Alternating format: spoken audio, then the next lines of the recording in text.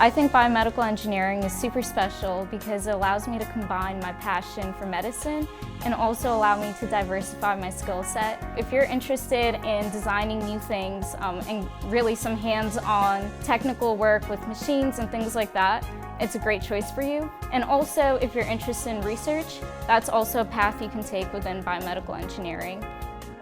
Through my clinic course, I'm working on research with one of the professors here.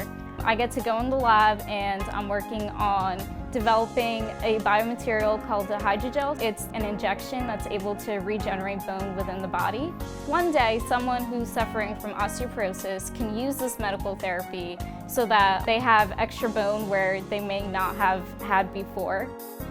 All the students are really close. We're always helping each other, which is so fundamental as a engineering student to be able to work on things together and really develop a community that helps you reach your end goal. I'm able to apply what I'm learning in the classroom to actually helping people in the real world.